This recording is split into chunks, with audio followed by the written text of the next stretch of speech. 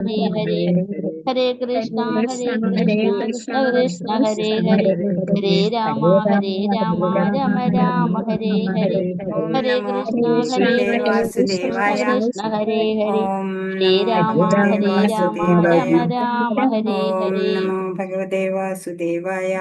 ഓം അജ്ഞാനതിമിരാന്ധസ്യ ജ്ഞാനാഞ്ജനശലാകയ ചക്ഷുരുന്മീലിതം യേന തസ്മൈ ശ്രീ ഗുരവേ നമഃ.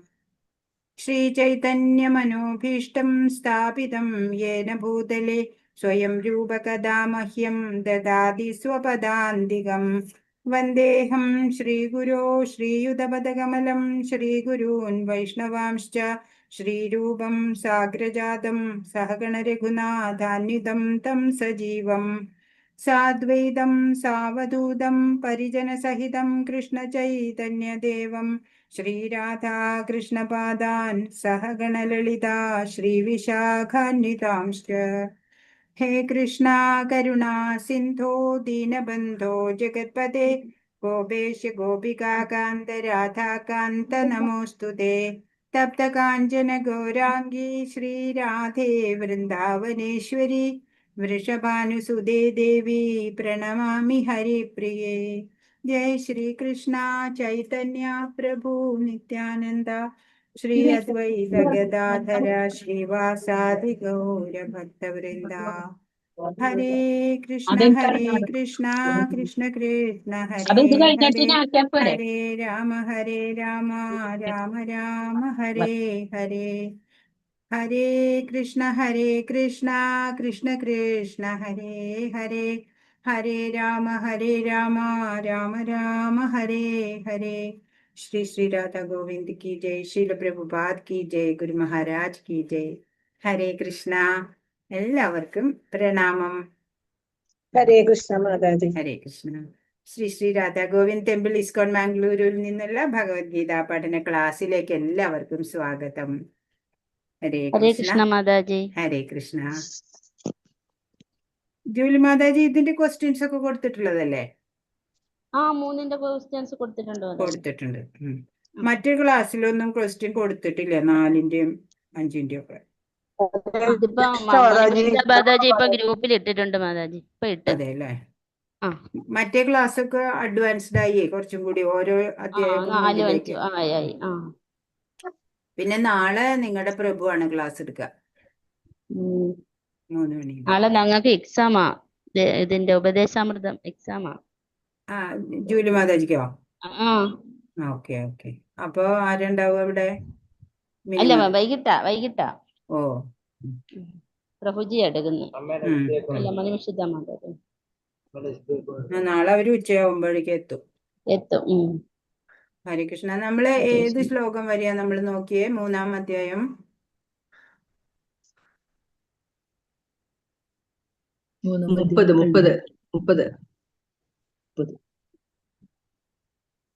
മുപ്പത് പറഞ്ഞു.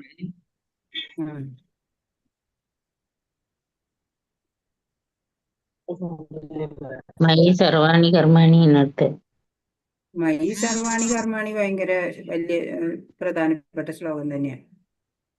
അതൊക്കെ എല്ലാവരും പഠിച്ചോളൂട്ടാ.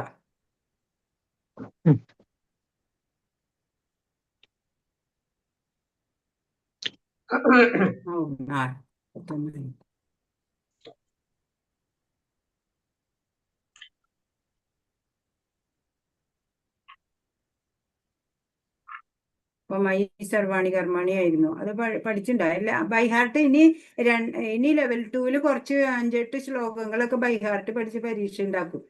അതാ ചെയ്യാം. ഞങ്ങളൊക്കെ പഠിക്കുമ്പോ ചാൻഡിങ് ഉണ്ടായിരുന്നു, ശ്ലോക ചാൻഡിങ്ങിന്റെ എക്സാം ഉണ്ടായിരുന്നു. നിങ്ങളെ പിന്നെ പേടിപ്പിക്കണ്ടെന്ന് വിചാരിച്ചിട്ട് പിന്നെ അത് വേണ്ട വെച്ചു. ശ്ലോക ചാൻഡിങ് എന്നുള്ളത് വിഭാഗം വേണ്ടാന്ന് വെച്ചു. അതാ ഉണ്ടായേ. പക്ഷെ പഠിക്കണം, ചിലതെങ്കിലും പഠിച്ചോളൂ. നല്ലത്.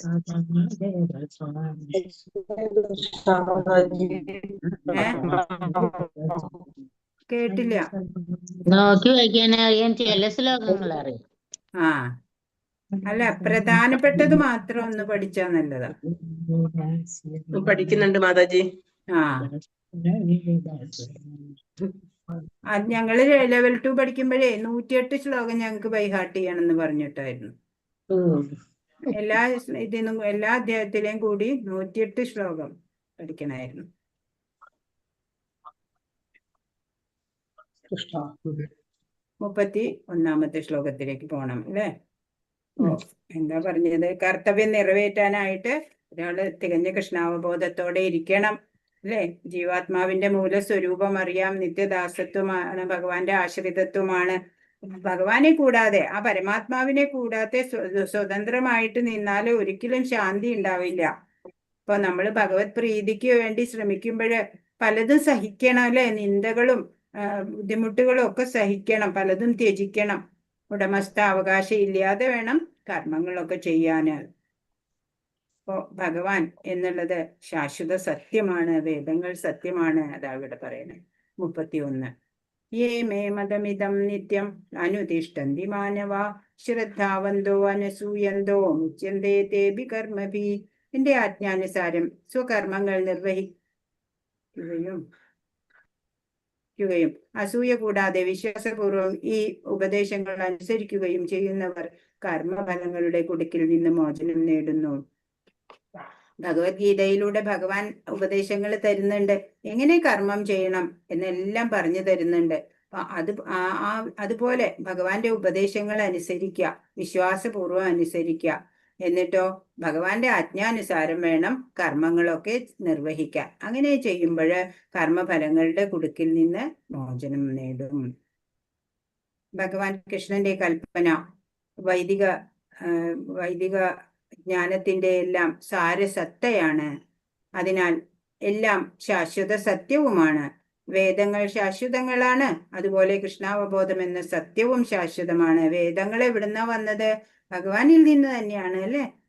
ഭഗവാന്റെ ഈ ആജ്ഞകൾ അസൂയയില്ലാതെ വിശ്വാസപൂർവ്വം സ്വീകരിക്കണം. സനാതനമായ ഭഗവത് കൽപ്പനകളിൽ വിശ്വാസമുറച്ച ഒരു സാധാരണ മനുഷ്യന് ആ കൽപ്പനകൾ നിറവേറ്റാൻ കഴിഞ്ഞില്ലെങ്കിൽ കൂടി കാർമിക നിയമത്തിന്റെ ബന്ധനത്തിൽ നിന്ന് മുക്തനാവാൻ കഴിയും. ഇപ്പൊ എന്താ പറയണേ? ഭഗവത് കൽപ്പന, അതില് വിശ്വാസം ഉണ്ടാവണം. അങ്ങനെയുള്ള ഒരാള് ആ കൽപ്പന നിറവേറ്റാൻ സാധിച്ചില്ലെങ്കിലും കൂടി ഈ കാർമിക അക്കൗണ്ടില് ബാലൻസ് ഉണ്ടാവില്ല. അതിൽ നിന്നൊക്കെ മുക്തനാവാൻ പറ്റും. വിശ്വാസം ഉണ്ടായാൽ മതി ഭഗവാനില്. മുഴുവനും ചിലപ്പോ എല്ലാവർക്കും നിറവേറ്റാൻ പറ്റിയെന്നൊന്നും വരില്ല, എന്നാലും പ്രശ്നമില്ല എന്നാണ് ഇവിടെ പറയുന്നത്. അപ്പോ ഭഗവത് കൽപ്പനയെ എതിർക്കാതെ, ജയപരാജയങ്ങളിലൊക്കെ ഉത്കണ്ഠയില്ലാതെ, ആശ കൈവിടാതെ പ്രവർത്തിക്കാം. അപ്പോൾ നമുക്ക് കൃഷ്ണാവബോധത്തിന്റെ ഉന്നതിയിലേക്ക് എത്താം എന്ന് ഭഗവാൻ ഇവിടെ പറഞ്ഞു തരികയാണ്. 32 യേ ത്വേതദഭ്യസൂയന്തോ നാനുതിഷ്ഠന്തി മേ മതം സർവജ്ഞാന വിമൂഢാംസ്താൻ വിധി നഷ്ടാന ചേതസ. അസൂയാലുക്കളായി എന്റെ ഉപദേശങ്ങളെ അവഗണിക്കുകയും അനുസരിക്കാതിരിക്കുകയും ചെയ്യുന്നവരെ ഒട്ടും അറിവില്ലാത്തവരും മൂഢരുമായി കണക്കാക്കണം. പൂർണ്ണത നേടുന്നതിനുള്ള അവരുടെ യത്നങ്ങൾ വിഫലമാക്കപ്പെടും. ഭഗവാനോട് അസൂയാലുക്കളാവണവര് അല്ലെ, അവര് ഒരിക്കലും ജീവിത വിജയം, സഫലത ഉണ്ടാവില്ല അവരുടെ ജീവിതത്തിന്. ഒരു ഉയർന്ന ഭരണാധികാരിയുടെ ആജ്ഞ ലംഘിക്കുകയാണെന്നുണ്ടെങ്കിൽ നമുക്ക് ശിക്ഷ ഉണ്ടാവും. അതുപോലെ തന്നെയാണ് പരമദിവ്യോത്തമ പുരുഷന്റെ ആജ്ഞ ലംഘിച്ചാലും നമുക്ക് ശിക്ഷ ലഭിക്കും. ഭഗവാനെ കുറിച്ചോ ജീവിതത്തിന്റെ പരിപൂർണതയോ കുറിച്ചോ അറിയാത്ത മൂഢരായിട്ട് അസൂയാലുക്കളായിട്ടുള്ളവർക്ക് അധപ്പതനം മാത്രമാണ് ഉണ്ടാവുള്ളൂ അല്ലെ? ഭഗവാന്റെ ഉപദേശം അനുസരിച്ച് ആഗ്രഹങ്ങളില്ലാതെ നിസ്വാർത്ഥരായിട്ട് ജീവിക്കുന്നവർക്കാണ് ശാന്തി ലഭിക്കുള്ളൂ.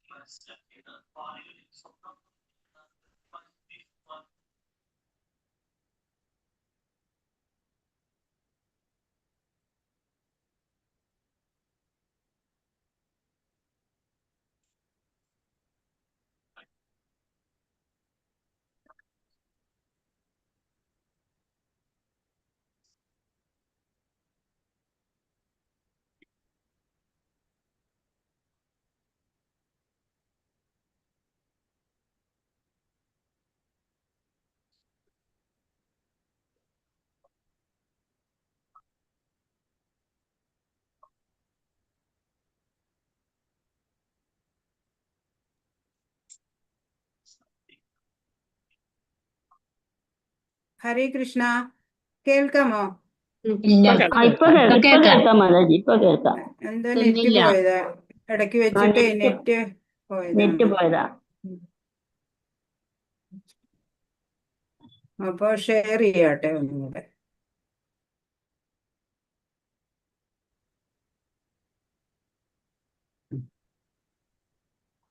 ഹരേ കൃഷ്ണ.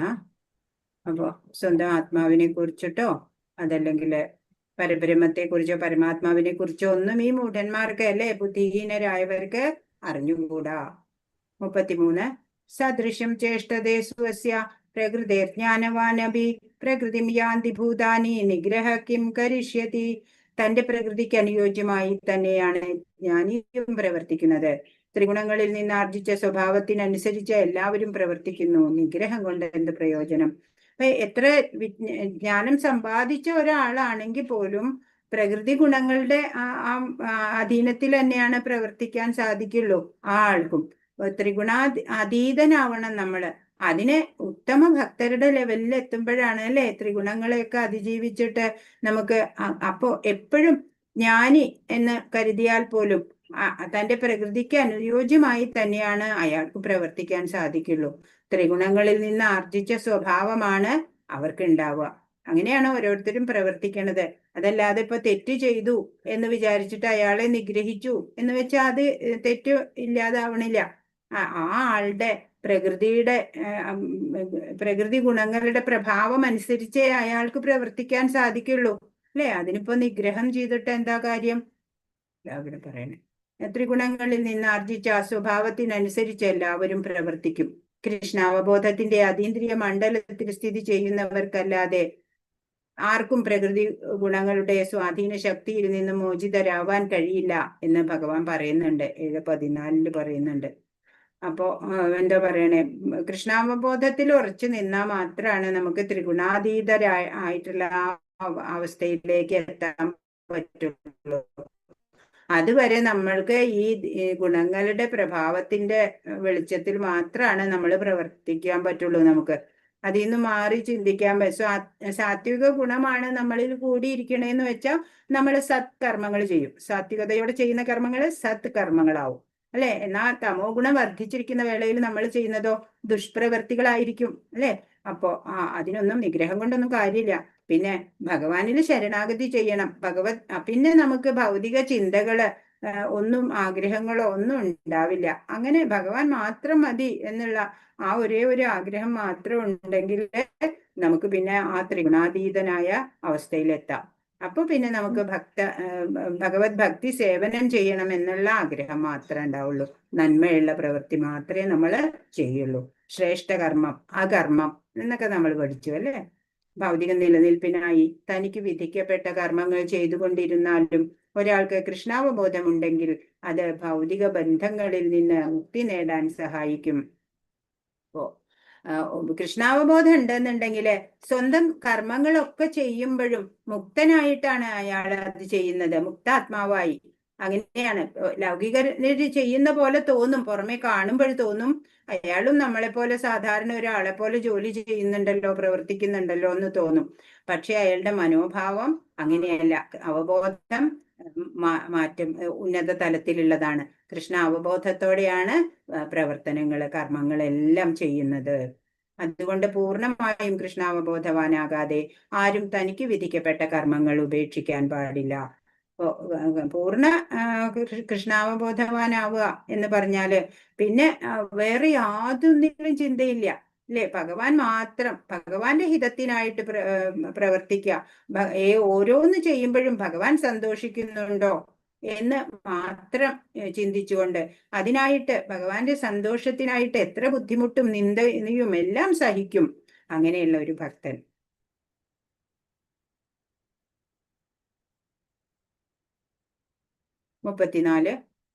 ഇന്ദ്രിയസ്യേന്ദ്രിയാർത്ഥേ രാഗദ്വേഷോ വ്യവസ്ഥിതോ തയോർന വശമാഗച്ഛേത് തൗ ഹ്യസ്യ പരിപന്ഥിനൗ. ഇന്ദ്രിയ സംബന്ധികളായ വിഷയങ്ങളോടുള്ള ആസക്തിയും വിരക്തിയും നിയന്ത്രിക്കുന്നതിന് ചില തത്വങ്ങളുണ്ട്. ഒരാൾ ഈ ആസക്തി വിരക്തികളുടെ അധീനതയിലാവാൻ പാടില്ല. എന്തുകൊണ്ടെന്നാൽ ആത്മസാക്ഷാത്കാരത്തിന്റെ പാതയിലെ വിലങ്ങുതടികളാണ് ഇവ. ഇന്ദ്രിയ സംബന്ധിയായ വിഷയങ്ങളോട് ചിലവർക്ക് ആസക്തി ഉണ്ടാവും, ചിലവർക്ക് വിരക്തി ഉണ്ടാവും അല്ലെ. അപ്പൊ അതിനൊക്കെ ചില തത്വങ്ങളെ ആസ്പദമാക്കിയിട്ടാണ് ഈ വിരക്തിയും ആസക്തിയും ഒക്കെ ഓരോരുത്തരിലും. ഒരാൾ ആസക്തി വിരക്തികളുടെ അധീനത്തിലാവാൻ പാടില്ല. നമുക്ക് വേണ്ട എന്ന് വെക്കാനുള്ള ഒരു ആ വിൽ പവർ ഉണ്ടാവണം നമുക്ക്. അതൊന്നും ചെയ്യണ്ട എന്ന് അങ്ങനെ ഓരോ വിഷയങ്ങളിൽ വ്യാപരിക്കാൻ ഓരോ ഇന്ദ്രിയങ്ങൾ ശ്രമിക്കുമ്പോൾ അതിനെ റെഗുലേറ്റ് ചെയ്യാനുള്ള ഒരു മനഃശക്തി, മനോബലം നമുക്ക് ഉണ്ടാവണം.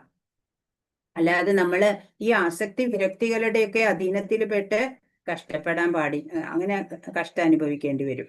എന്തുകൊണ്ടെന്നാൽ ആത്മസാക്ഷാത്കാരത്തിന്റെ പാതയിലെ വിലങ്ങുതടികളാണ് ആസക്തിയും വിരക്തിയും ഒക്കെ. ഒന്നിനോടും ആഗ്രഹവും വേണ്ട, വെറുപ്പും വേണ്ട. അങ്ങനെ ആയാൽ മാത്രമാണ് ആത്മസാക്ഷാത്കാരത്തിന്റെ പാതയിൽ നമുക്ക് മുന്നേറാൻ പറ്റുള്ളൂ. ഈ കഥ നമ്മൾ കണ്ടിട്ടുള്ളതാണ്, ഭരത ചക്രവർത്തിയുടെ കഥയാണ്, ഇതെല്ലാവർക്കും അറിയാം. ഹരേ കൃഷ്ണ. കൃഷ്ണാവബോധത്തിലുള്ളവർക്ക് ഭൗതിക ഭോഗങ്ങളിൽ സ്വതേ ആസക്തി കുറയും അല്ലെ. ഭക്തനായി കഴിഞ്ഞാല് സ്വതവേ ആസക്തിയൊക്കെ ഒന്ന് കുറയും. അനിയന്ത്രിതമായ വിഷയ സുഖഭോഗം ഒരാളെ ഭൗതികമായ ബന്ധനത്തിൽ അകപ്പെടുത്തും അല്ലെ. വിഷയസുഖങ്ങൾ അനുഭവിക്കാനുള്ള അത്യാഗ്രഹം വരുമ്പോ അതിന്റെ ഫലം എന്താ? നമ്മളെ ഈ ബന്ധനത്തിൽ കൂടുതൽ മുറുകി പോകും. ദൈവിക നിബന്ധനകൾ അനുസരിക്കുന്നവരെ ഇന്ദ്രിയ വിഷയങ്ങൾക്ക് കീഴ്പ്പെടുത്താനാവില്ല. അതിനാ ഈ തപശ്ചര്യയോടെ ജീവിക്കണം എന്ന് പറയണത് അല്ലെ. കൃത്യനിഷ്ഠയോടെ, അതുപോലെ എന്താ പറയാ, വ്രതങ്ങള്, പൂജാദികള്, ജപം, അതൊക്കെ ഇതിനു വേണ്ടിയിട്ടാ, ഇന്ദ്രിയ നിയന്ത്രണം സാധ്യമാവാൻ വേണ്ടിയിട്ടാ. കൃഷ്ണാവബോധത്തോടുള്ള ആസക്തി അഥവാ പ്രേമപൂർവമായ ഭഗവത് സേവനം ഒരാളെ ഏതു വിധമുള്ള വൈഷയിക പ്രവർത്തനങ്ങളിൽ നിന്നും മുക്തനാക്കും. ഭഗവാനോടുള്ള ആസക്തി അല്ലെങ്കിൽ കൃഷ്ണാവബോധത്തിൽ പ്രവർത്തിക്കാനുള്ള ആസക്തി, പ്രേമപൂർവമായ ഭഗവത് സേവനം, അത് ഒരാളെ ഏതു വിധമുള്ള വൈഷയിക പ്രവർത്തനങ്ങളിൽ നിന്നും മുക്തനാക്കും. ആ വിഷയസുഖങ്ങളോടൊക്കെ വിരക്തി ഉണ്ടാവും, ഭഗവാനോട് ആസക്തി ഉണ്ടാവും. കൃഷ്ണാവബോധത്തിന്റെ ഉന്നത തലം പൂകലാണ് എല്ലാത്തരം വിഷയവിരക്തിയുടെയും ഉദ്ദേശം. വിഷയവിരക്തി വരുന്നത് എന്തിനാ? ഭഗവാനിലേക്ക് ആസക്തി ഉണ്ടാവാനാണ്. ഹരേ കൃഷ്ണ. 35 ശ്രേയാൻ സ്വധർമ്മോ വിഗുണ പരധർമ്മ സ്വനുഷ്ഠിതാത് സ്വധർമ്മേ നിധനം ശ്രേയ പരധർമ്മോ ഭയാവഹ. തെറ്റോടുകൂടിയാണെങ്കിൽ പോലും തനിക്ക് വിധിക്കപ്പെട്ട ചുമതലകൾ നിറവേറ്റുകയാണ് അന്യരുടെ കർത്തവ്യങ്ങൾ ഭംഗിയായി നിർവഹിക്കുന്നതിനേക്കാൾ നല്ലത്. സ്വകൃത്യ നിർവഹണത്തിൽ നാശം സംഭവിക്കുന്നതും മറ്റുള്ളവരുടെ കർമ്മം ചെയ്യുന്നതിനേക്കാൾ ശ്രേയസ്കരം തന്നെ. അന്യരുടെ വഴി സ്വീകരിക്കുന്നത് ആപത്കരമാണ്.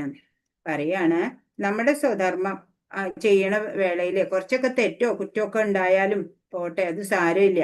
അന്യരുടെ കർത്തവ്യങ്ങള് എനിക്ക് കൃത്യമായിട്ട് അതൊക്കെ ചെയ്യാൻ പറ്റും എന്ന് പറഞ്ഞ് അത് ഏറ്റെടുത്ത് ചെയ്യുന്നത് ശരിയല്ല എന്നാണ്. സ്വകൃത്യ നിർവഹണത്തില് നാശം സംഭവിക്കുന്നതും മറ്റുള്ളവരുടെ കർമ്മം ചെയ്യുന്നതിനേക്കാളും ശ്രേയസ്കരമായിട്ടുള്ളത് തന്നെയാണ്. അന്യരുടെ കർത്തവ്യങ്ങൾ എനിക്ക് ഭംഗിയായി ചെയ്യും എന്ന് വിചാരിച്ച് അത് ഏറ്റെടുത്ത് ചെയ്യേണ്ട ആവശ്യമില്ല. നമ്മളുടെ സ്വധർമ്മം ചെയ്താൽ മതി. അതിൽ കുറച്ചൊക്കെ പോരായ്മകൾ ഉണ്ടെന്നുണ്ടെങ്കിലും അത് ശ്രേയസ്കരം തന്നെയാണ്. അന്യരുടെ വഴി സ്വീകരിക്കുന്നതോ ആപത്കരമാണ് എന്ന് ഭഗവാൻ പറഞ്ഞു തരുന്നു. അന്യർക്ക് വിധിക്കപ്പെട്ടിട്ടുള്ള കർമ്മങ്ങൾ നിർവഹിക്കുകയല്ല, സ്വകർത്തവ്യങ്ങൾ പൂർണ്ണമായ കൃഷ്ണാവബോധത്തോടെ നിറവേറ്റുകയാണ് ഒരാൾ ചെയ്യേണ്ടത്. അപ്പൊ മറ്റുള്ളവർക്ക് വിധിക്കപ്പെട്ട കർമ്മം നമ്മൾ നിർവഹിക്കേണ്ടതില്ല. സ്വന്തം കർത്തവ്യങ്ങള്, സ്വധർമ്മം, അത് പൂർണ്ണമായ കൃഷ്ണാവബോധത്തോടെ നിറവേറ്റുക, അതാണ് ശ്രേയസ്സിന് നല്ലതായിട്ടുള്ളത്. കൃഷ്ണന്റെ അതീന്ദ്രിയ സേവനത്തിനായി ആത്മീയ ഗുരു നിർദ്ദേശിക്കുന്നവയാണ് ആധ്യാത്മിക കർമ്മങ്ങൾ. ഭഗവാനായിക്കൊണ്ടുള്ള ആ അതീന്ദ്രിയ സേവനത്തിന് ആധ്യാത്മിക കർമ്മങ്ങൾ ചെയ്യണമെന്ന് നമ്മുടെ ഗുരു പറഞ്ഞു തരും നമുക്ക്. ആധികാരികമായ നിർദ്ദേശത്തെ അനുസരിക്കുകയാണ് എപ്പോഴും കർമ്മം ചെയ്യുന്ന ആൾക്ക് നല്ലത്.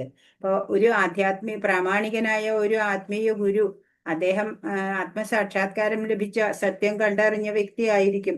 അങ്ങനെയുള്ള ആ ഒരു ഗുരുവിന്റെ നിർദ്ദേശത്തെ അനുസരിക്കുക, അത് മാത്രമാണ് നമ്മൾക്ക് ശ്രേയസ്സിന് യോജിക്കുന്നത്. ഭൗതികമായ പ്രകൃതി ഗുണങ്ങളുടെ മോഹവലയത്തിലായിരിക്കുമ്പോൾ പരിതസ്ഥിതിക്ക് അനുസരിച്ച് വിധിക്കപ്പെട്ട നിയമങ്ങൾ നാം ഓരോരുത്തരും അനുസരിക്കണം. ഇപ്പോ ഭൗതികമായിട്ടുള്ള പ്രകൃതി ഗുണങ്ങളുടെ പ്രഭാവം ഉണ്ട് നമ്മളിൽ എന്ന് പറഞ്ഞു. അതിനനുസരിച്ചാണ് നമ്മൾ ഓരോ പ്രവൃത്തിയും ചെയ്യേണ്ടി വരുന്നത്. അപ്പോൾ അങ്ങനെയുള്ള പരിതസ്ഥിതിക്ക് അനുസരിച്ച് വിധിക്കപ്പെട്ട നിയമങ്ങൾ നാം ഓരോരുത്തരും അനുസരിക്കണം, അല്ലെ? നിയമനിബന്ധനകൾക്കൊക്കെ അനുസരിച്ച് ജീവിക്കാൻ പറ്റുള്ളൂ. ഇപ്പൊ അതിനെ വേറൊരു വാക്കിൽ പറയുമ്പോ പറയും കുടുംബ മര്യാദ, സാമാന്യ മര്യാദ, അല്ലെ? അതൊക്കെ പാലിക്കണം. സമൂഹത്തിൽ ജീവിക്കണമെങ്കിൽ അതിൻ്റെതായ മര്യാദ പാലിക്കണം. അത് തന്നെയാണ് ധർമ്മം. എല്ലാവരും ആ മര്യാദാപൂർവം പെരുമാറാൻ പഠിക്കുക. അതാണ് ധർമ്മം. അപ്പോ അങ്ങനെയുള്ള നിയമങ്ങള് ഓരോരുത്തരും അനുസരിക്കണം. പ്രകൃതി ഗുണങ്ങൾക്ക് അതീതനും തികച്ചും കൃഷ്ണാവബോധമാർന്നവനുമായാൽ ഒരാൾക്ക് വിശ്വാസ്യനായ ആധ്യാത്മിക ഗുരുവിന്റെ ഉപദേശപ്രകാരം എന്തു വേണമെങ്കിലും ചെയ്യാം. പിന്നീട് കൃഷ്ണാവബോധ തലത്തിലെ ഉന്നതിയിൽ എത്തിക്കഴിഞ്ഞാല് പിന്നെ നമുക്ക് ഗുരു പറയുകയാണെന്നുണ്ടെങ്കിൽ, സ്വധർമ്മം അല്ലാത്തത് പറയുകയാണെന്നുണ്ടെങ്കിലും നമുക്കത് ചെയ്യാം എന്ന്. അതുവരയ്ക്ക് എന്ത് വേണം? സ്വധർമ്മം തന്നെ ചെയ്യുക. കുറച്ച് പിഴവുകൾ ഉണ്ടെങ്കിലും അത് ശ്രേയസ്കരമാണ്. മറ്റുള്ളവരുടെ കർമ്മം ചെയ്യേണ്ടതില്ല. 36 അർജുന ഉവാച ആഥകേന പ്രയുക്തോയം പാപം ചരതി പുരുഷ അനിച്ഛന്നഭിവർഷ്ണേയ ബലാദിവ നിയോജിത. ചോദിക്കുകയാണ്, ഈ അർജുനൻ പറയാണ്, വർഷ്ണേയ, വൃഷ്ണികുലത്തിൽ ജനിച്ചവനെ എന്ന്. ഏതിനാലാണ് ഒരാൾ ഇഷ്ടമില്ലെങ്കിൽ പോലും ബലാത്കാരേണ എന്ന പോലെ പാപം ചെയ്യാൻ പ്രേരിതനാവുന്നത്?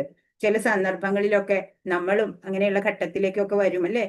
വേണമെന്ന് വിചാരിച്ചിട്ടല്ല, എങ്ങനെയോ തെറ്റ് സംഭവിച്ചു പോയി, അല്ലെ? അപ്പൊ നമ്മൾ കരുതി കൂട്ടിയിട്ട് ചെയ്യണതല്ല. എന്നാൽ ബലാത്കാരേണ എന്ന പോലെ ആ പാപകർമ്മങ്ങൾ ചെയ്യാൻ പ്രേരിതരാകുന്നത് എങ്ങനെയാണ് എന്ന് അർജുനൻ ചോദിക്കുകയാണ്. എന്തുകൊണ്ടാണ് ഒരാൾ തനിക്കിഷ്ടമില്ലെങ്കിലും ബലാത്കാരേണ എന്ന പോലെ പാപം ചെയ്യാൻ പ്രേരിതനാകുന്നത്? പ്രകൃതിയോടുള്ള സമ്പർക്കം മൂലം ജീവസത്ത യാതൊരു മടിയുമില്ലാതെ പല പാപങ്ങളും ചെയ്തു പോകുന്നു. ചിലപ്പോൾ തന്റെ ആഗ്രഹത്തിന് എതിരായിട്ട് പോലും. അങ്ങനെ ചെയ്യണമെന്ന് ആഗ്രഹമൊന്നും ഉണ്ടാവില്ല, പക്ഷെ അത് എങ്ങനെയോ ചെയ്തു പോയി. എന്നിട്ട് പിന്നെ പശ്ചാത്തപിക്കുക, അല്ലെ? അത് എന്തുകൊണ്ടാണ് അങ്ങനെ വരണേന്ന് അർജുനൻ ചോദിക്കാണ്. ഭഗവാൻ അതിന് മറുപടി പറയാണ്.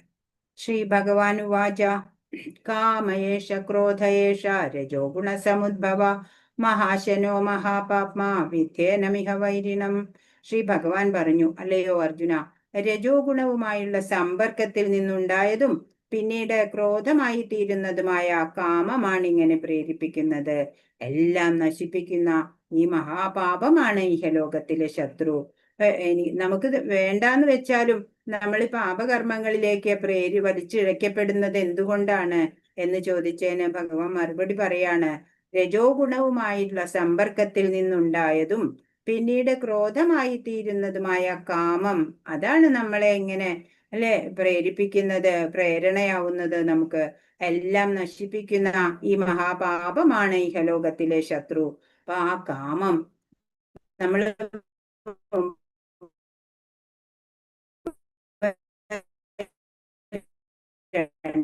മോഹം, പിന്നെ ബുദ്ധിഭ്രമം, അല്ലെ, സർവനാശത്തിലേക്ക് വരും. അങ്ങനെ നമ്മൾ പഠിച്ചു. അപ്പൊ അതുപോലെ ഈ കാമം ആണ് നമ്മളെ തെറ്റിലേക്ക് വലിച്ചഴിച്ചു കൊണ്ടുപോകുന്നത്. ഈ കാമം എന്ന മഹാപാപമാണ് ഇഹലോകത്തിലെ നമ്മുടെയൊക്കെ ശത്രു.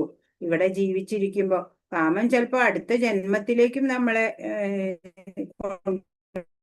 പോകും.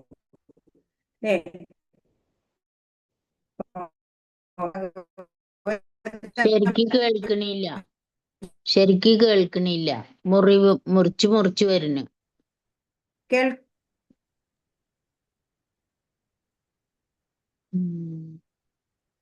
കേൾക്കണില്ല. നെറ്റ് പ്രോബ്ലം ആണെന്ന് തോന്നുന്നു. വോയിസ് ക്ലിയർ അല്ല മാതാജി. മാതാജിയുടെ നെറ്റ് പ്രോബ്ലം ഉണ്ട്. അതന്നെ. ഇപ്പൊ വീഡിയോ ഓഫ് ചെയ്തപ്പോ ക്ലിയർ ആവുണ്ടോ? ക്ലിയർ ആയിട്ടുണ്ട്. ഹരേ കൃഷ്ണ. അപ്പോ പറയാണ്, ഈ കാമം ഇഹലോകത്തിലെ ശത്രുവാണ്, അല്ലെ, കാമം. അപ്പൊ മൗലികമായിട്ട് നമ്മൾ ഈ ജീവാത്മാവ് ആത്മീയമാണ്, ശുദ്ധമാണ്, എല്ലാ ഭൗതിക മാലിന്യങ്ങളിൽ നിന്നും മുക്തനുമാണ്. ഭൗതിക പ്രപഞ്ചത്തിലെ പാപങ്ങളൊന്നും ആ ആത്മാവിനെ ബാധിക്കില്ല. പക്ഷെ പ്രകൃതിയോടുള്ള സമ്പർക്കം വരുന്ന വേളയില് ആഗ്രഹമില്ലാഞ്ഞിട്ടും പല പാപങ്ങളും ചെയ്യേണ്ടി വരികയാണ് എന്ന്. അപ്പൊ ഭഗവാൻ അന്തര്യാമിയായിട്ട് പരമാത്മാവുണ്ട് എല്ലാവരുടെ ഉള്ളിലും. പക്ഷെ ആ പരമാത്മാവിനാല് പ്രചോദിതമായിട്ടല്ല നമ്മൾ ഈ ദുഷ്കർമ്മങ്ങൾ ചെയ്യണത്. പിന്നെന്താ കാരണം? കാമം അല്ലേ? ജീവസത്ത ഭൗതിക സൃഷ്ടിയുമായിട്ട് ബന്ധപ്പെടുമ്പോള് ത്രിഗുണങ്ങളുടെ സമ്പർക്കത്താല് അവന്റെ ഈ ശാശ്വതമായ കൃഷ്ണ പ്രേമമുണ്ടല്ലോ, അത് കാമമായിട്ട് മാറും. പാല് പുളിരസത്തിന്റെ സമ്പർക്കത്താല് തൈരാകുന്നത് പോലെയാണ്. പൂർത്തീകരിക്കാത്ത കാമം ക്രോധമായും മിഥ്യയായും മാറും എന്നാണ്. ഇപ്പൊ കാമമാണ് ഈ ജീവനെ ഭൗതിക ലോകത്തിൽ ബന്ധനസ്ഥനാക്കുന്നത്. ഇതാണ് ജീവാത്മാവിന്റെ ശത്രു. ഇപ്പൊ ക്ലിയർ ആയി കേൾക്കുന്നുണ്ടോ?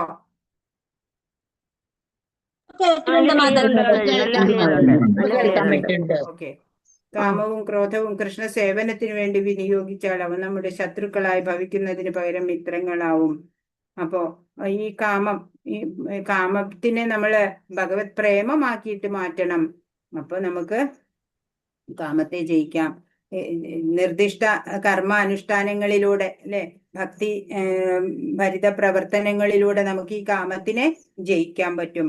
നിത്യശത്രുവായിട്ടുള്ള ഈ കാമമുണ്ടല്ലോ, ഈ കാമവാസന, അത് ഈ ജന്മത്തിൽ മാത്രല്ല അടുത്ത ജന്മങ്ങളിലും നമ്മുടെ ശത്രുവായിട്ട് തുടരും എന്നാ പറയണേ. അപ്പോ ഇവിടെ ഭഗവാൻ പറഞ്ഞു തരുന്നുണ്ട് ഒരു ഉദാഹരണത്തിലൂടെ. ധൂമേനാമ്രിയദേവന്യർ യഥാദർശോ മലേനജ യഥോൽബേനാവൃതോ ഗർഭസ്ഥഥാ തേനേതമാവൃതം. പുക തീയിനെ എന്ന പോലെയും പൊടി കണ്ണാടിയെ എന്ന പോലെയും ഗർഭാശയം ഭ്രൂണത്തെ എന്ന പോലെയും ജീവാത്മാവിനെ വ്യത്യസ്തമായ അളവുകളിലുള്ള കാമം ആവരണം ചെയ്തിരിക്കുന്നു. എന്താണ് ഇവിടെ സംഭവിക്കണേ? നമ്മൾ കഴിഞ്ഞ ലെവലിലും നമ്മൾ കണ്ടതാണ് അല്ലേ? കഴിഞ്ഞ ലെവലിലും കണ്ടതാണ് ഇത്, ഈ ഉദാഹരണങ്ങള്. അപ്പോ പുക തീയിനെ എന്ന പോലെ എന്നുള്ളത് മനുഷ്യരുടെ കാര്യത്തിലാണ്. അങ്ങനെ മനുഷ്യരുടെ കാര്യത്തില് ഇതുണ്ടല്ലോ, ഈ കവറിങ് ഉണ്ടല്ലോ, കോട്ടിങ് മൂടിയിരിക്കുന്നത്, അതൊരു സ്ലൈറ്റ് കവറിങ്ങാ. കുറച്ചൊന്ന് പരിശ്രമിച്ചാൽ നമുക്ക് അതിനെ മാറ്റിയെടുക്കാൻ പറ്റും. തീനെ മൂടിയിരിക്കുന്ന പുക എന്ന് പറഞ്ഞാൽ തീന് കുറച്ചൊന്ന് കാറ്റ് കൊടുക്കുക, അല്ലെങ്കിൽ ഒന്ന് ഊതിയാല് തീ ആളിക്കത്താൻ തുടങ്ങും. അത് മനുഷ്യരുടെ കേസില്. എന്നാൽ മൃഗങ്ങളുടെ കേസിൽ എങ്ങനെയാ അറിയോ? മൃഗങ്ങളുടെ കേസിലാണെന്നുണ്ടെങ്കിൽ കവറിങ് ഭയങ്കര കട്ടി കൂടുതലാ. ഗർഭാശയ ഭിത്തി പോലെയാണ്. അതാ ഗർഭസ്ഥ ശിശുവിനെ പൊതിഞ്ഞിരിക്കുന്ന പോലെയാ. അവർക്കത് പൊട്ടിച്ച് പുറത്തേക്ക് വരാൻ ഭയങ്കര വിഷമാണ് അല്ലെ? എന്നാ മരങ്ങള്, ചെടികൊടികള് അവരുടേത് എങ്ങനെയാ? പിന്നെ പൊടി കണ്ണാടിയെ എന്ന പോലെ. അപ്പൊ അവർക്ക് അചരമാണ് അവര് അല്ലെ? അനങ്ങാൻ പറ്റില്ല അവർക്ക്. അപ്പൊ അവർക്ക് ഈ പൊടി നീക്കം ചെയ്യാനൊന്നും ഒരു മാർഗവും ഇല്ല. പക്ഷെ മനുഷ്യർക്കാണെങ്കിലോ ഈ പുക നീക്കാൻ പറ്റും പെട്ടെന്ന് തന്നെ അല്ലെ? അതാണ് മനുഷ്യജന്മത്തിന്റെ ശ്രേഷ്ഠത. അവർക്കത് പരിശ്രമിക്കുകയാണെങ്കിൽ, അവർക്കത് വേണമെന്നുണ്ടെങ്കിൽ അത് മാറ്റിയെടുക്കാൻ പറ്റും. അപ്പോ ആ കാമത്തിനെ മാറ്റാനുള്ള ആ മാർഗം ഉണ്ടല്ലോ, ആ ജ്ഞാനത്തിനെ വെളിവാക്കാൻ വേണ്ടിയിട്ട് ഈ ജീവാത്മാവിനെ മൂടിയിരിക്കുന്ന ഒരു കവറിങ് ഉണ്ടല്ലോ, അതിനെ മനുഷ്യർക്ക് അത് മാറ്റിയെടുക്കാൻ എളുപ്പമുണ്ട്. ഒരു കാറ്റടിപ്പിച്ച് വെച്ചാല് തീ പെട്ടെന്ന് പുകയൊക്കെ മാറി തീ ആളിക്കത്താൻ തുടങ്ങുന്ന പോലെ. ജീവാത്മാവിന്റെ വിശുദ്ധമായ അവബോധത്തെ മൂടിവെക്കുന്നതിന് 3 തലത്തിലുള്ള ആവരണമുണ്ട്. പുക തീയിനെ എന്ന പോലെയും പൊടി കണ്ണാടിയെ എന്ന പോലെയും ഗർഭാശയം ഭ്രൂണത്തെ എന്ന പോലെയും മൂടുന്ന ആവരണം കാമമാണ്. ജീവന് ഭൗതികത്വത്തിന്റെ കെട്ടഴിഞ്ഞു കിട്ടാൻ അവസരം നൽകുന്ന ഒന്നാണ് മനുഷ്യജന്മം. മനുഷ്യന് മികവുറ്റ മാർഗദർശിയുടെ സഹായത്താൽ കൃഷ്ണാവബോധത്തിൽ പരിശീലനം നേടി കാമമാകുന്ന ശത്രുവിനെ തോൽപ്പിക്കാം. അപ്പൊ നമ്മളൊരു ആധ്യാത്മിക ആചാര്യനെ സമീപിച്ച് നമ്മൾ ആ കൃഷ്ണാവബോധത്തിൽ പരിശീലനം നേടണം. അങ്ങനെ നമ്മൾ കാമമാകുന്ന ശത്രുവിനെ തോൽപ്പിക്കണം എന്ന് ഭഗവാൻ പറഞ്ഞു തരാണ്. ഇനി 39-ാമത്തെ ശ്ലോകം. ആവൃതം ജ്ഞാനമേതേന ജ്ഞാനിനോ നിത്യവൈരിണ കാമരൂപേണ കൗന്ദേയ ദുഷ്പൂരേണ അനലേന ച. ഒരിക്കലും തൃപ്തിപ്പെടുത്താനാവാത്തതും തീ പോലെ ആളിക്കത്തുന്നതും തന്റെ നിത്യശത്രുവുമായ കാമത്താൽ വിവേകശാലികളായ ജീവാത്മാക്കളുടെ വിശുദ്ധമായ അവബോധം ആവരണം ചെയ്യപ്പെട്ടിരിക്കുന്നു. അപ്പോ ഒരിക്കലും തൃപ്തിപ്പെടുത്താൻ പറ്റില്ല ഈ കാമത്തിനെ. തീ പോലെ ആളിക്കത്തുന്നതാണ്, നിത്യശത്രുവാണ് അല്ലെ. ആ കാമത്തിനെ വിവേകശാലികളായ ജീവാത്മാക്കളുടെ വിശുദ്ധമായ അവബോധം ആവരണം ചെയ്യപ്പെട്ടിരിക്കുന്നു ഈ കാമത്താല് അല്ലെ. അവരുടെ അവബോധം, പ്രജ്ഞ, ആ ചൈതന്യം, ചേതന, അതിനെ ഈ കാമം ആവരണം ചെയ്തിരിക്കുകയാണ്.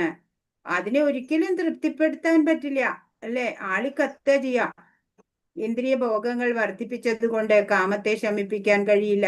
അത് കത്തിക്കൊണ്ടിരിക്കുന്ന തീയിൽ വീണ്ടും വീണ്ടും എണ്ണ ഒഴിച്ചാൽ തീ കെടുത്താൻ പറ്റാത്തതുപോലെയാണ്. ഇന്ദ്രിയ വിഷയസുഖങ്ങളില് ആസക്തി കൂടുന്തോറും പിന്നെ ഈ കാമത്തിനെ ശമിപ്പിക്കാനേ സാധിക്കില്ല. അത് കൂടുതൽ പവർഫുൾ ആവും. ജീവനെ ഭൗതിക പ്രപഞ്ചത്തിൽ തളച്ചു നിർത്തുന്ന അജ്ഞാനത്തിന്റെ പ്രതീകമാണ് കാമം. ഇന്ദ്രിയ സുഖഭോഗത്തിൽ ഒരാൾക്ക് സന്തോഷം ലഭിച്ചേക്കാം, എന്നാൽ ആ സന്തോഷം അയാളുടെ പരമശത്രുവാണ്.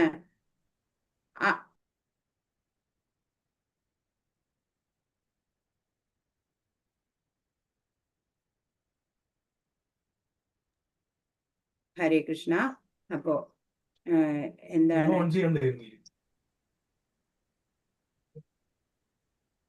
40ാമത്തെ ശ്ലോകം. ഇന്ദ്രിയാണി മനോബുദ്ധിരസ്യാധിഷ്ഠാനമുച്യതേ ഏതൈർവിമോഹയത്യേഷ ജ്ഞാനമാവൃത്യ ദേഹിനം. ഇന്ദ്രിയങ്ങൾ, മനസ്സ്, ബുദ്ധി എന്നിവയാണ് കാമത്തിന്റെ ഇരിപ്പിടങ്ങൾ. അവയിൽ കൂടി കാമം യഥാർത്ഥ ജ്ഞാനത്തെ ആവരണം ചെയ്ത് ജീവസത്തയെ മോഹിപ്പിക്കുന്നു. അപ്പോ എവിടെയൊക്കെയാണ് ഇരിക്കണത്?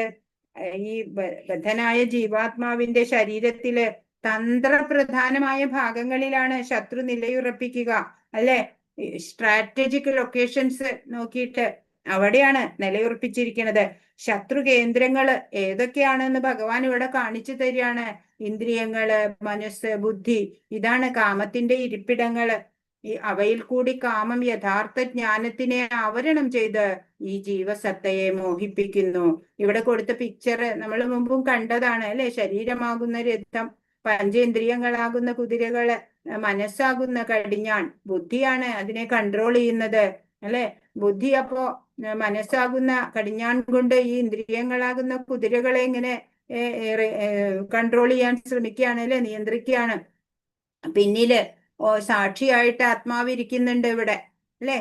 നമ്മുടെ ശരീരമാകുന്ന ഒരു രഥത്തിന്റെ പടമാണ് ഇവിടെ കൊടുത്തിരിക്കുന്നത്. അപ്പൊ ബുദ്ധി എന്ത് വേണം? മനസ്സാകുന്ന കടിഞ്ഞാൺ കൊണ്ട് ഈ ഇന്ദ്രിയങ്ങളെയൊക്കെ നിയന്ത്രിച്ചു കൊണ്ടുപോകണം. എന്നാലാണ് ഈ കാമം ഈ ജീവാത്മാവിനെ മൂടാതെ ഇരിക്കുള്ളൂ. ആ ചൈതന്യത്തിനെ ആവരണം ചെയ്യാൻ കാമം ഉത്ഭവിക്കാതിരിക്കുള്ളൂ. അപ്പോ ഈ ഇന്ദ്രിയ പ്രവർത്തനങ്ങളുടെ കേന്ദ്രമാണ് മനസ്സ്. ഇന്ദ്രിയ വിഷയങ്ങളെ പറ്റി അറിയുന്ന മാത്രയിൽ അത് വിഷയസുഖാനുഭൂതികളുടെ സംഭരണിയായിട്ട് മാറും മനസ്സ്. അങ്ങനെ മനസ്സും ഇന്ദ്രിയങ്ങളും കാമത്തിന്റെ കലവറകളായി മാറും. പിന്നീടോ ബുദ്ധിയുടെ വിഭാഗവും കാമപ്രവണതകളുടെ കൂത്തരങ്ങാവും. ബുദ്ധിയാണെങ്കിൽ ആത്മാവിന്റെ ഡിയറസ്റ്റ് ഫ്രണ്ടാണ് താനും. അങ്ങനെ കാമാവിഷ്ടമായ ബുദ്ധി ആത്മാവിനെ മനസ്സ്, ഇന്ദ്രിയങ്ങൾ ഇവയോട് ഒത്തുചേരാൻ പ്രേരിപ്പിക്കും. അങ്ങനെ ആത്മാവും തെറ്റിദ്ധരിപ്പിക്കപ്പെടും. കാമത്തിന്റെ ഇരിപ്പിടങ്ങള് ഇന്ദ്രിയങ്ങള്, മനസ്സ്, ബുദ്ധി. മനസ്സ് എല്ലാ ഇന്ദ്രിയ പ്രവർത്തനങ്ങളുടെയും കേന്ദ്രമാണ്. ധാതുത്രയ നിർമ്മിതമായ ദേഹത്തെ ആത്മാവായും കളത്രാദികളെ സ്വബന്ധുക്കളായും ജന്മഭൂമിയെ പൂജനീയമായും കരുതുന്നു. അതീന്ദ്രിയ ജ്ഞാനികളെ കണ്ടുമുട്ടണമെന്ന ലക്ഷ്യമില്ലാതെ വെറുതെ സ്നാനത്തിനു വേണ്ടി മാത്രം തീർത്ഥാടനം നടത്തുന്നവര് വെറും പശുവോ കഴുതയോ ആണ്. നമ്മള് ഓരോ തീർത്ഥാടനങ്ങളും അല്ലെങ്കിൽ ഭഗവത് ധാമങ്ങളിലൊക്കെ പോകുന്നത് എന്തിനാ? മഹാത്മാക്കളെ കാണുക, അവരുടെ നിർദ്ദേശങ്ങള് ഒക്കെ സ്വീകരിക്കുക, അതിന് ഉപദേശങ്ങളൊക്കെ കിട്ടാൻ വേണ്ടിയിട്ട് ആയിരിക്കണം നമ്മൾ പോകേണ്ടത്. എന്താ പറയണേ കൃഷ്ണ?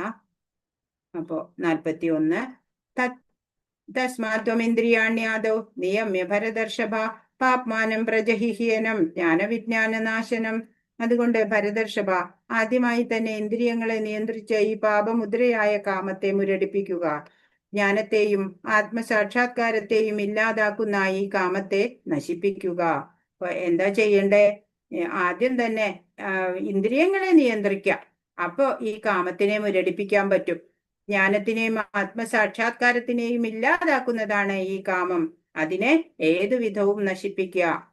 ആരംഭത്തിൽ തന്നെ ഇന്ദ്രിയങ്ങളെ നിയന്ത്രിച്ചുകൊണ്ട് ആത്മസാക്ഷാത്കാരത്തിന്റെ ത്വരയെയും വിജ്ഞാനത്തെയും നശിപ്പിക്കുന്ന ഈ മഹാപാപിയായ കാമമാകുന്ന ശത്രുവിനെ നിർവീര്യമാക്കാൻ കഴിയും എന്ന് ഭഗവാൻ ഉപദേശിക്കുന്നു. നമ്മൾ വിചാരിച്ചാൽ സാധിക്കും. അതിനാണ് ഭഗവാൻ ആ കാമത്തിന്റെ ഇരിപ്പിടങ്ങളൊക്കെ പറഞ്ഞു തന്നു, അല്ലെ? അപ്പോ എങ്ങനെയാ നശിപ്പിക്കാൻ പറ്റുക? ആരംഭത്തിൽ തന്നെ ഇന്ദ്രിയങ്ങളെ നിയന്ത്രിക്കണം. ഒരിക്കലും അതിനെ ഫ്രീ ആയിട്ട് വിട്ടാല് രണ്ടാമത് അതിനെ നിയന്ത്രിക്കാൻ ആദ്യത്തേലും ബുദ്ധിമുട്ടാവും. അപ്പോ ആദ്യം തന്നെ ഇന്ദ്രിയങ്ങളെ നിയന്ത്രിക്കുക. അങ്ങനെ ഈ ആത്മസാക്ഷാത്കാരത്തിനും നമ്മുടെ ജീവിത പരിപൂർണതയ്ക്കും ഒക്കെ വിലങ്ങുതടിയായിട്ട് നിൽക്കുന്ന ഈ കാമത്തിനെ എന്നുള്ള ശത്രുവിനെ നിർവീര്യമാക്കാൻ പറ്റും. അപ്പൊ നമ്മുടെ ആത്മാവാണ്, ശരീരമല്ല. അതാണ് ഗ്രഹിക്കല് ജ്ഞാനമാണ്. ആത്മാവിനെ കുറിച്ചുള്ള സവിശേഷ ജ്ഞാനമാണ് വിജ്ഞാനം. ആത്മാവിനെയും പരമാത്മാവിനെയും കുറിച്ചുള്ള അറിവ് ആശ്ചര്യകരമാണ്, അതിരഹസ്യമാണ്. ആശ്ചര്യവത് കശ്യതി പശ്ചിതേന എന്ന് പഠിച്ചു നമ്മളല്ലേ? ആത്മാവിനെ കുറിച്ച് ഇങ്ങനെ ആ ഒരു സ്പിരിച്വൽ സ്പാർക്ക് ഇത്രയും ശക്തിമത്തായതാണ് എന്നൊക്കെയുള്ള ആശ്ചര്യം, അല്ലെ, വിസ്മയം നമുക്കുണ്ട്. ഭഗവത് അംശങ്ങളാണ് ജീവാത്മാക്കൾ. അവിടുത്തെ സേവനം മാത്രമാണ് അവരുടെ ചുമതല. ഈ ബോധമാണ് കൃഷ്ണാവബോധം. അപ്പൊ നമ്മള് ഭഗവത് അംശമായിട്ടുള്ള ഭഗവാന്റെ ദാസരാണ്. ഭഗവാന്റെ സേവനമാണ് നമ്മുടെ കർത്തവ്യം. ഇതറിയല് തന്നെയാണ് കൃഷ്ണാവബോധം. കൃഷ്ണാവബോധത്തോടെ ഇന്ദ്രിയങ്ങളെ നിയന്ത്രിച്ച് കൃഷ്ണന്റെ സേവനത്തിൽ ഏർപ്പെടുകയാണെങ്കിൽ കാമത്തെ ദൈവപ്രേമമാക്കി മാറ്റാൻ കഴിയും. അപ്പൊ നമ്മുടെ എല്ലാവരുടെയും ഉള്ളിൽ കൃഷ്ണ പ്രേമമുണ്ട്, അല്ലെ? അത് മായയാലൊക്കെ മൂടിക്കിടക്കുകയാണ്. അപ്പൊ നമ്മൾ ഇങ്ങനെ കൃഷ്ണാവബോധത്തോടെ ഇന്ദ്രിയ നിയന്ത്രണത്തില് ഭഗവാന്റെ സേവനത്തിൽ ഏർപ്പെടുമ്പോൾ ആ കാമമുണ്ടല്ലോ, അതിനെ നമുക്ക് കൃഷ്ണ പ്രേമമാക്കി മാറ്റാൻ സാധിക്കും. 42 ഇന്ദ്രിയാണി പരാണ്യാഹൂരിന്ദ്രിയേഭ്യ പരം മനസസ്തു പരാ ബുദ്ധിർയോ ബുദ്ധേ പരതസ്തു സ. ജഡപദാർത്ഥങ്ങളെക്കാൾ ഉത്കൃഷ്ടങ്ങളാണ് കർമ്മേന്ദ്രിയങ്ങൾ. മനസ്സ് ഇന്ദ്രിയങ്ങളെക്കാൾ ശ്രേഷ്ഠമാണ്. ബുദ്ധി മനസ്സിനെയും കടന്നു നിൽക്കുന്നു. ആത്മാവ് ബുദ്ധിയേക്കാൾ ഉന്നതനാണ്. അപ്പോ എന്താണ് ഇവിടെ പറയണേ? ഈ ജഡപദാർത്ഥം ശരീരം, അല്ലെ, അതിനേക്കാൾ ഉത്കൃഷ്ടാണ് കർമ്മേന്ദ്രിയങ്ങള്. അതിനേക്കാളും ശ്രേഷ്ഠമായത് മനസ്സ്, അല്ലെ, ഇന്ദ്രിയങ്ങളെക്കാളും ശ്രേഷ്ഠമായത്. ബുദ്ധിയോ മനസ്സിനെക്കാട്ടും ശ്രേഷ്ഠമാണ്. ആത്മാവോ ബുദ്ധിയെക്കാളും ഉന്നതനാണ്. അതെവിടെ കാണിച്ച? താഴെന്ന് തൊട്ട്, അല്ലെ, ശരീരം, അതിന്റെ മുകളിൽ ശ്രേഷ്ഠമായത് ഇന്ദ്രിയം, അതിനേക്കാളും ശ്രേഷ്ഠം മനസ്സ്, അതിനേക്കാളും മുകളിൽ ബുദ്ധി. ഏറ്റവും ശ്രേഷ്ഠനായിട്ടുള്ളത് ഏതാ? ഉന്നതനായത് ആത്മാവാണ്. അതാണ് ഇവിടെ പടം കൊടുത്തിട്ടുള്ളത്. കാമത്തിന് പ്രവർത്തിക്കാനുള്ള വിവിധ തുറകളാണ് ഇന്ദ്രിയങ്ങൾ. കൃഷ്ണാവബോധമുള്ളിടത്തെ ഈ തുറകൾ നിരുപയോഗങ്ങളാകും. ആത്മാവ് ഭഗവാനുമായി നേരിട്ട് സമ്പർക്കം പുലർത്തുമ്പോൾ അതിന്റെ നിയന്ത്രണത്തിലുള്ള ബുദ്ധി, മനസ്സ്, ഇന്ദ്രിയങ്ങളെല്ലാം സ്വാഭാവികമായി മനസ്സിൽ തന്നെ വ്യാപരിക്കും. അപ്പൊ ആത്മാവ് ഭഗവാനുമായിട്ട് അസോസിയേറ്റ് ചെയ്യണ ആദ്യം നമ്മൾ എന്താ ചെയ്യണ്ടേ? നാമജപം, അല്ലെ? ഭഗവാനുമായിട്ട് അസോസിയേറ്റ് ചെയ്യാനുള്ള മാർഗം എന്താ? സിമ്പിളായ മാർഗമാണ് നാമജപം, അല്ലെ? ഫോക്കസ്ഡ് ആയിട്ട് നാമം ജപിക്കണം, ഏകാഗ്രതയോടെ. അപ്പൊ നമ്മൾ ഭഗവാനുമായിട്ട് നേരിട്ട് സമ്പർക്കത്തിലാവുകയാണ് ചെയ്യണത്. അങ്ങനെ നമ്മുടെ അതിന്റെ ആത്മാവിന്റെ നിയന്ത്രണത്തിലുള്ള ബുദ്ധി, മനസ്സ്, ഇന്ദ്രിയങ്ങളൊക്കെയും സ്വാഭാവികമായിട്ട് ഭഗവാനിൽ വ്യാപരിക്കും. അപ്പോഴേ കാമത്തിനെ നമുക്ക് കളയാൻ പറ്റും. ആത്മാവിന്റെ മൂലസ്വരൂപത്തെ കുറിച്ച് നേരിട്ട് മനസ്സിലാക്കുകയാണ് മുഴുവൻ പ്രശ്നത്തിന്റെയും പരിഹാര മാർഗം. അപ്പൊ നമ്മുടെ ആത്മാവിന്റെ മൂലസ്വരൂപം എന്താണ്? ഭഗവാന്റെ നിത്യദാസത്വം. ഭഗവാന്റെ ആശ്രിതരാണ് നമ്മള്. ഭഗവത് സേവനമാണ് നമ്മുടെ കർത്തവ്യം. ഭഗവാന് സ്വയം സമർപ്പിതനായി ബുദ്ധി കൊണ്ട് മനസ്സിനെ കൃഷ്ണാവബോധത്തിൽ ഉറപ്പിച്ചാൽ ആ മനസ്സ് കരുത്തുറ്റതായി തീരും. ഇന്ദ്രിയങ്ങൾക്ക് എത്രമാത്രം ശക്തി ഉണ്ടെങ്കിലും അവ വിഷപ്പല്ലുകൾ നഷ്ടപ്പെട്ട പാമ്പുകളെ പോലെ നിർവീര്യമാവും. അപ്പോ കൃഷ്ണാവബോധത്തിൽ ഉറച്ചു നിൽക്കാൻ സാധിക്കണം. അങ്ങനെയുള്ള ഒരു മനസ്സ് കരുത്തുറ്റതാവും, അല്ലെ? സ്ട്രോങ് ആയിരിക്കും മനസ്സ്. പിന്നെ ഇന്ദ്രിയങ്ങൾ എന്ത് വിചാരിച്ചാലും അതിനെ മാറ്റാൻ പറ്റില്ല, അല്ലെ? വിഷപ്പല്ല് നഷ്ടപ്പെട്ട പാമ്പ് എന്തിനാ കൊള്ളുക, അല്ലെ? പിന്നെ പാമ്പ് കടിച്ചാലും കാര്യമില്ല. അപ്പോ അതാണ് ഭഗവാൻ ഇവിടെ പറഞ്ഞു തന്നത്. അപ്പൊ കാമമാകുന്ന ശത്രുവിനെ നമ്മൾ നിർവീര്യമാക്കണം. എന്നിട്ട് ബുദ്ധി ഉപയോഗിച്ച് ആത്മാവിന്റെ മൂലസ്വരൂപത്തെ അറിഞ്ഞ് മനസ്സ് കൃഷ്ണാവബോധത്തിൽ ഉറപ്പിക്കണം.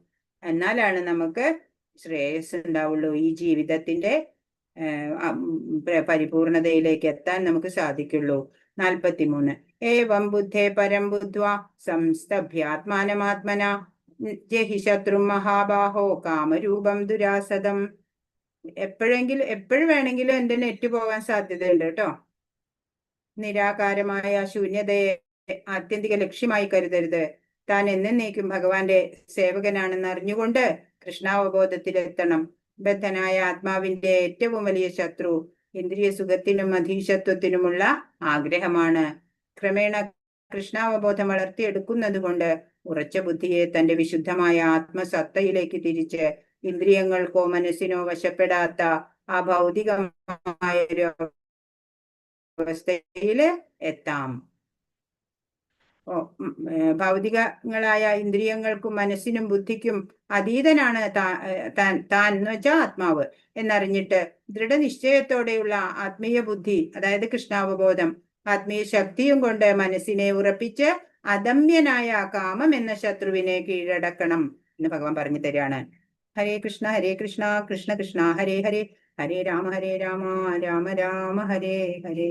വാഞ്ചാകൽപതരുഭ്യശ്ച കൃപാ സിന്ധുഭ്യേവ ച പതിതാനാം പാവനേഭ്യോ വൈഷ്ണവേഭ്യോ നമോ നമഃ. അനന്തകോടി വൈഷ്ണവ വൃന്ദ की जय, श्रील प्रभुपाद की जय, ഗുരു മഹാരാജ് की जय. ഹരേ കൃഷ്ണ. ക്വസ്റ്റ്യൻ ആൻസർ ഒക്കെ നോക്കാൻ നെറ്റ് അനുവദിക്കും.